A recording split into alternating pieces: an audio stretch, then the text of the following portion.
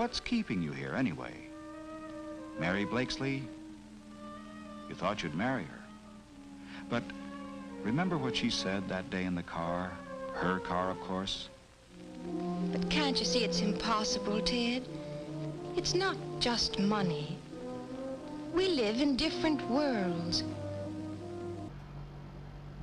Hello, I'm Paul Pluter, the method actor who plays Archibald Chesterfield III. And today I'm talking about social class. Social class. Today we've got a very interesting discussion on social class. And this is a question which I've been sent. It's been emailed in.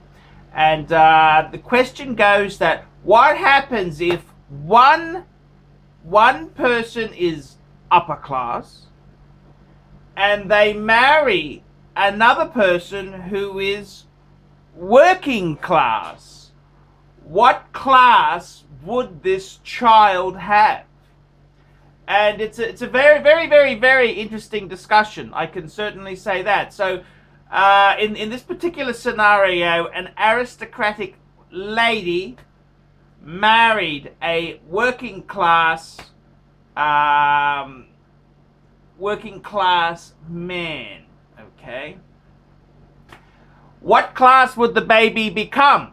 Would the baby become middle class, working class and upper class meet in the middle? Would the child carry on from the mother and become aristocratic, blue blood, upper class?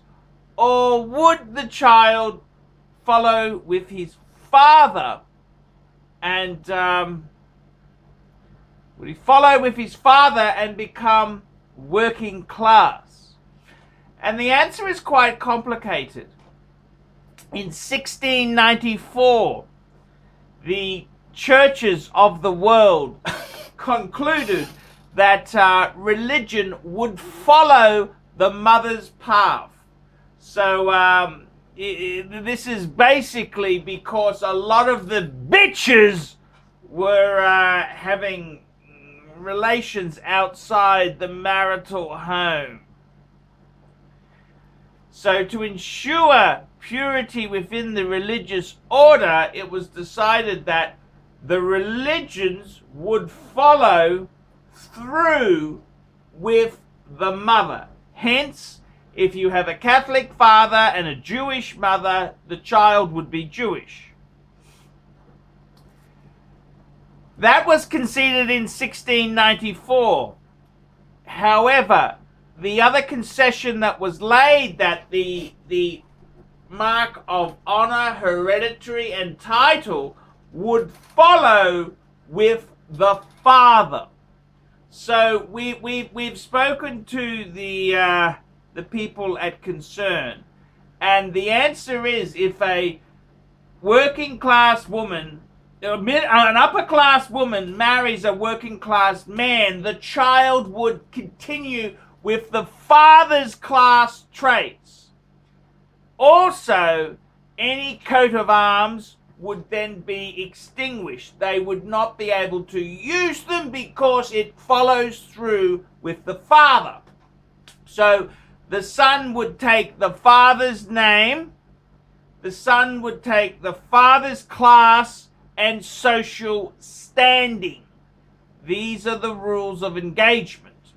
These are the rules of engagement. The classes should not mix. Just like a Catholic should not marry a Protestant, working class should not marry upper class.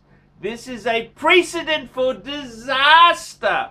And in our experience, looking at mixed marriages, whether it's race, whether it's social class or religion, always leads to divorce. That's correct. One should marry one's own kind. One should marry one's own social class. One should marry within their own group. These are the laws of engagement, and you should follow them for contentment and happiness in your life. The ability to rise from an ascribed status to an achieved one is called vertical mobility and is particularly characteristic of the United States. There are class lines within each general group, and these vary geographically and in relation to nationality, religion, and race. Class exists in the United States as it does everywhere, and it plays a vital part in the life of every community. Although young Ted Eastwood has an ascribed status of middle class, the best status he achieves during his lifetime may be higher than the one he was born with. It could be true too. 4 years later, Dave, 22 now, has a job at a local gas station. Although he's still only a gas station attendant, he's studying to be an automobile mechanic. The driver of the car is his old friend of high school days, Gil Ames. Gil has graduated from college now and is on his way to start work in his father's factory.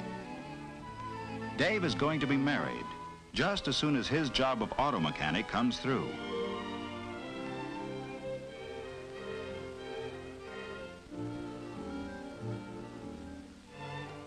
Gil's first day of work in his father's factory turned up still another familiar face. Ted Eastwood has a job in the bookkeeping department. Mr. Ames is taking his son on a tour of all the departments of the factory. Someday, Gil will take over the business, and today, he's beginning to learn about it.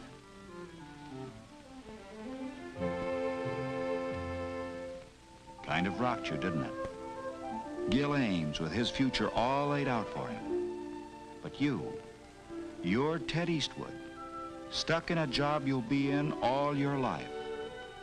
Why don't you get out? What's keeping you here anyway? Mary Blakesley? You thought you'd marry her. But remember what she said that day in the car?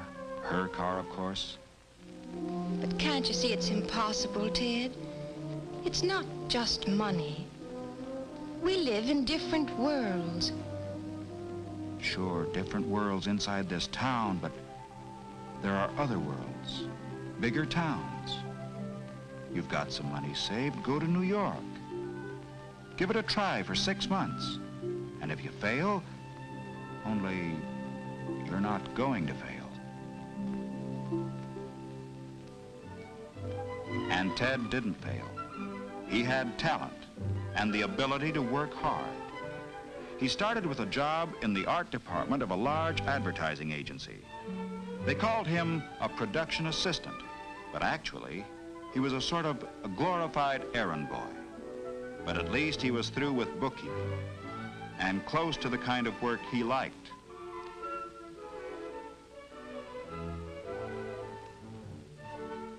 At night, he took courses in commercial art and advertising and spent a good deal of his free time working and studying at home. In the years that followed, Ted gained a thorough technical knowledge of his field.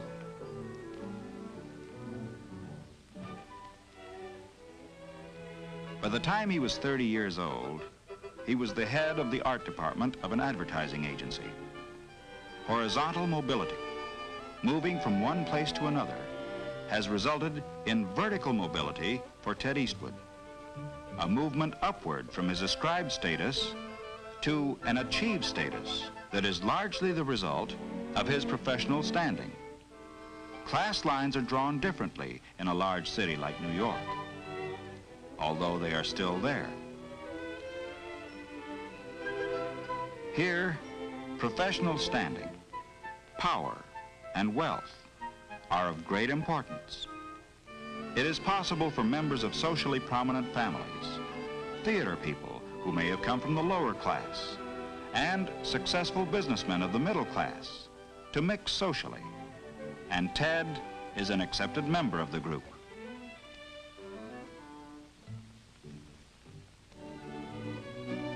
But when Ted returns to his hometown on a vacation, how does he fare? Has he a new achieved status back there too? When he meets the girl he wanted to marry, have things changed?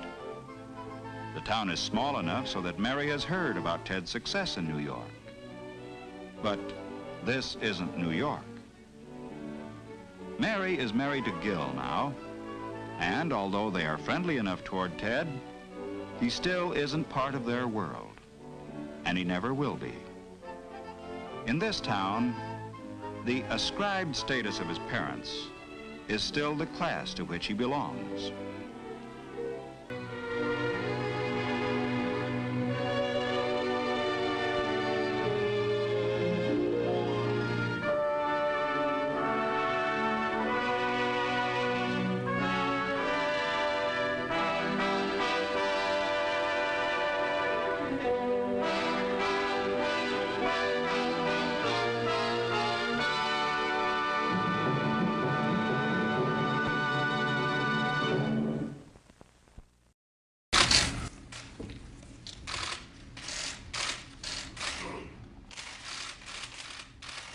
Okay.